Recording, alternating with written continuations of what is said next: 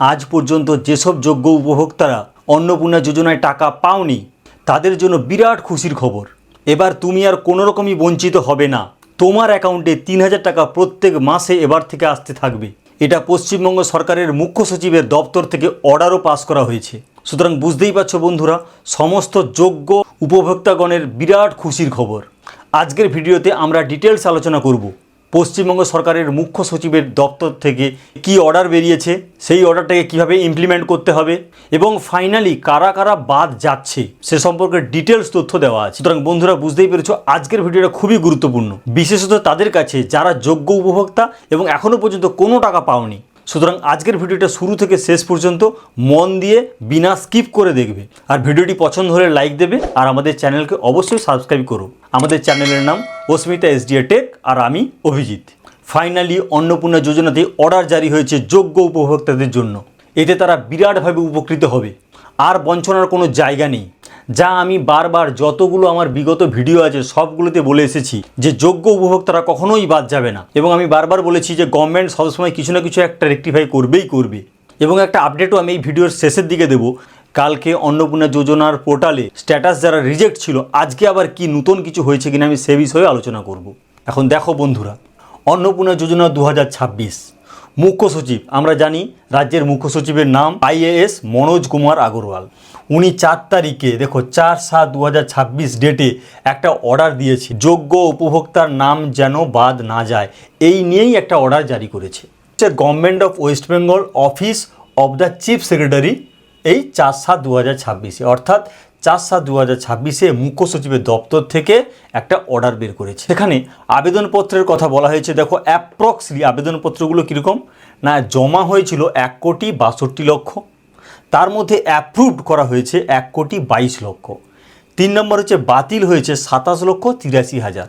এটা মোটামুটি একটা অ্যাপ্রুভ। এবং এই যে অর্ডারটা বেরিয়েছে সেই অর্ডারের যা যা নির্দেশ দেওয়া হয়েছে, এবং বন্ধুরা এই প্রসঙ্গে বলে রাখি এই অর্ডারের যে নির্দেশ সেটা কিন্তু ডাইরেক্ট দেওয়া হয়েছে। দেখো আমি এখানে গোল করে রেখেছি, জেলা শাসক অর্থাৎ ডিস্ট্রিক্ট ম্যাজিস্ট্রেটদের ডাইরেক্ট নির্দেশ দেওয়া হয়েছে। সব কিছু ডিটেলস এবার খতিয়ে দেখতে হবে। দেখো এবার আমি পরপর সেই নির্দেশগুলো এক এক করে তোমাদের সঙ্গে শেয়ার করছি। 1 নম্বর, কোনো যোগ্য উপভোক্তা যেন বাদ না যায়, অর্থাৎ দুস্থ গরিব মহিলা যারা এতদিন টাকা পাওনি, খুব টেনশান করছিলে। ভিডিওর কমেন্ট বক্সে অনেকে কমেন্ট করতে যে আজকে তো দাদা টাকা পেলাম না, আজকে তো টাকা পেলাম না, কবে টাকা পাবো, কোনো আপডেট আছে কি না। এবার ফাইনালি দেখো সেই আপডেট তোমাদের কাছে। কোনো যোগ্য উপভোক্তা বাদ যাচ্ছে না। নাম্বার 2, অযোগ্য উপভোক্তা তালিকায় যেন না ঢুকে, অর্থাৎ যোগ্যের যে লিস্ট হবে সেখানে কোনো রকম অযোগ্য যেন কেউ না ইনক্লুড হতে পারে। নাম্বার 3, বাতিল আবেদনগুলো তদন্ত করে রিপোর্ট আকারে পোর্টালে আপলোড করতে হবে। 3 নম্বরটা খুবই গুরুত্বপূর্ণ, কারণ আমরা যখন স্ট্যাটাস চেক করতাম অন্নপূর্ণা যোজনার পোর্টালে গিয়ে কি দেখাতো, হয় রিজেক্ট, এনকোয়ারি বা অ্যাপ্রুভ, পেমেন্ট ফেলিওর এইরকম অপশান দেখাতো। এবার শুধু অপশান দেখালে হবে না, তার প্রপার রিজনটা সেটা কিন্তু যেন ওই পোর্টালে আমরা দেখতে পাই, সেই ব্যবস্থাই এবার করেছে। যদি বাতিল হয় তাহলে কেন বাতিলটা হবে সেটাও কিন্তু পোর্টালে আপলোড করতে হবে, যে পার্টিকুলার এই কারণে বাতিলটা হচ্ছে। 4 নম্বর, এই প্রক্রিয়া আগামী 7 দিনের মধ্যে শেষ করতে হবে, অর্থাৎ এই যে বাতিল আবেদনগুলোকে যে আপলোড করতে হবে সেটা কিন্তু জাস্ট 7 দিনের মধ্যে করতে হবে।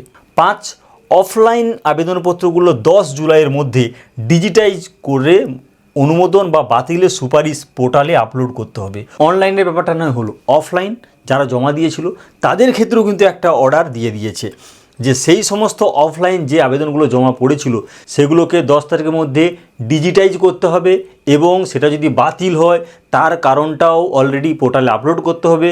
আর যদি সেটা অনুমোদন হয় তাহলে তো অনুমোদন তো হয়েই গেল, সেটাও কিন্তু পোর্টালে থাকবে। 6, যে আধার বা ব্যাংক সংক্রান্ত পেমেন্ট ফেলিওর সমস্যাতে উপভোক্তারা বঞ্চিত না হয় তা খতিয়ে দেখতে হবে, অর্থাৎ ভেরিফিকেশান করতে হবে।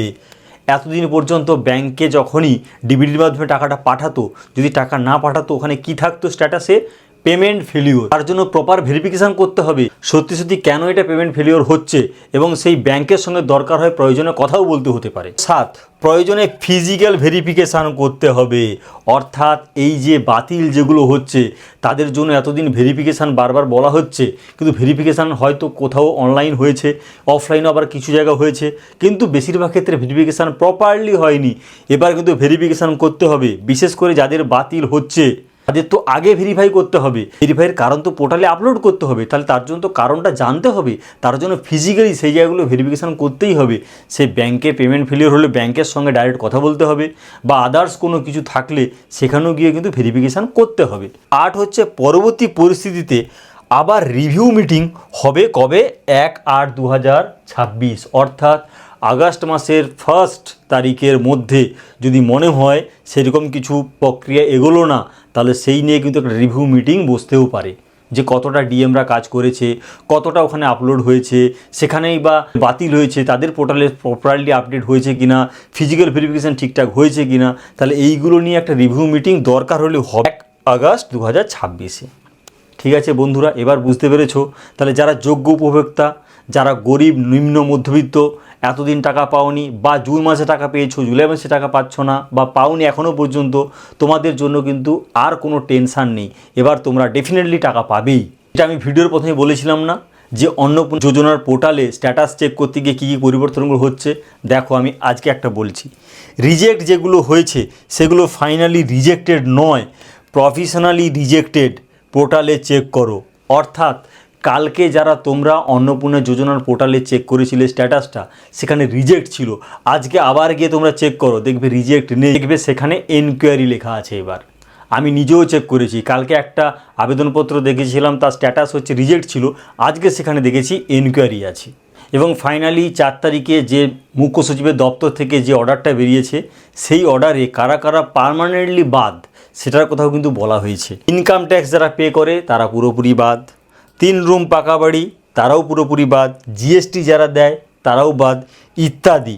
ইত্যাদির মধ্যে যে কে কে আছে সেটা আমিও এখনও কিন্তু জানি। আর রিজেক্টেডের কথা তো আমি আগের ভিডিওতেও বলেছি, যেগুলো রিজেক্ট হচ্ছে সেগুলো কিন্তু পার্মানেন্টলি ক্যান্সেল নয়, আমি বারবার বলতাম।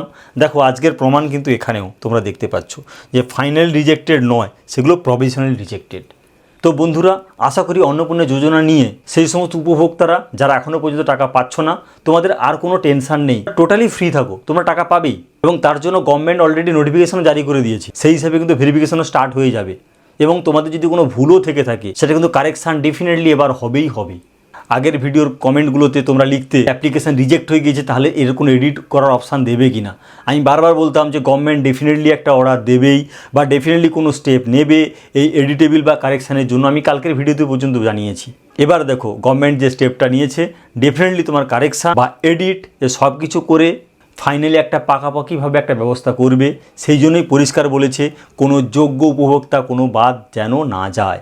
অর্থাৎ তুমি যোগ্য উপভোক্তা হও, তোমার যদি অ্যাপ্লিকেশনের মধ্যে কিছু ভুলও থাকে, সেটা যদি রিজেক্টও হয়ে যায়, কোনো কিছু তুমি আর টেনশান করো না, সব কিছু ক্লিয়ার হয়ে যাবে এবং তুমি অ্যাকাউন্টে টাকা পাবেই পাবে। বন্ধুরা, আজকের ভিডিওটি ভালো লাগলে লাইক করো। আজকের ভিডিওটি এই পর্যন্ত। ভিডিওগুলো ভালো লাগলে আমাদের চ্যানেলকে সাবস্ক্রাইব করবে। Thank you.